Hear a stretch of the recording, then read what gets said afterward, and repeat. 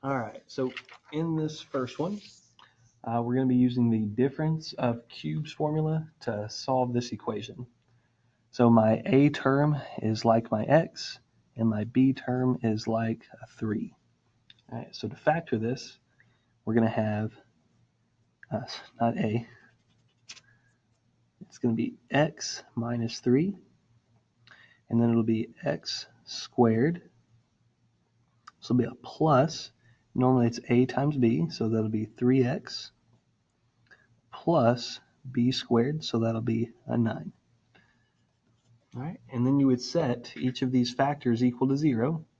So x minus 3 equal to 0 means that 3 is one of your x-intercepts, or yeah, one of your zeros. Now this is actually the only real solution that we'll have. Anytime that you have a sum or difference of cubes equation, you're always going to have one real answer and then two imaginary answers. So I'm not even going to bother trying to factor this. We'll have to go straight into the quadratic formula for it. Both of these answers are going to be imaginary.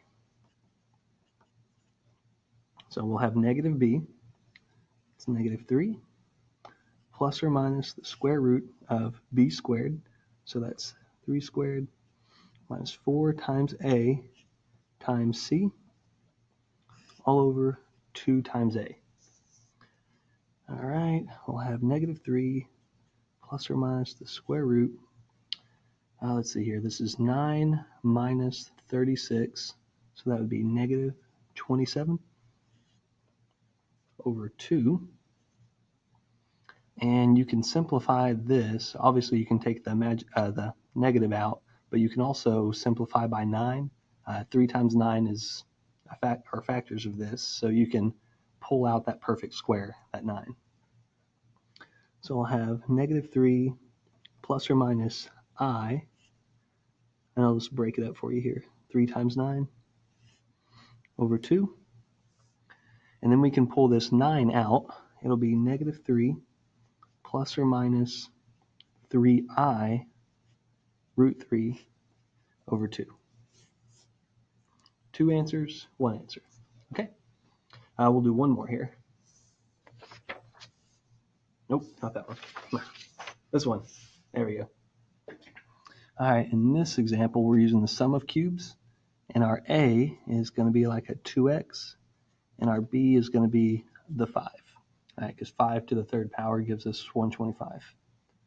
All right, to factor it, we'll have 2x plus 5, and then it'll be 4x squared, because you multiply that by itself, minus AB, so 2x times 5, that'll be 10x, plus 5 squared, 25. All right, set that factor equal to 0, 2x plus 5, 0. Subtract 5 from both sides, and you'll get negative 5. Divide by 2, and you get x equals negative 5 over 2. All right, quadratic formula for this one. So it'll be negative b, which is positive 10, plus or minus the square root of b squared, so that's negative 10 squared. See, plus b squared minus 4 times a times c, which is 25, all over 2 times a, which is 4, so 8. All right, let's rewrite this and simplify. 10 plus or minus, use the calculator here to simplify this. We have negative 10 squared minus 4 times 25. All right, so we get negative 300. Okay, and that's an 8. All right, so I know I can take the negative out as an I, and 300, I know that can be divided by 25. 300 divided by 25 is 12. What else can we divide by? Oh, 100, yeah. 100 is a perfect square. Duh. All right, so I'm going to rewrite this as 10 plus or minus I root 3 times 100 over 8. Let's see here.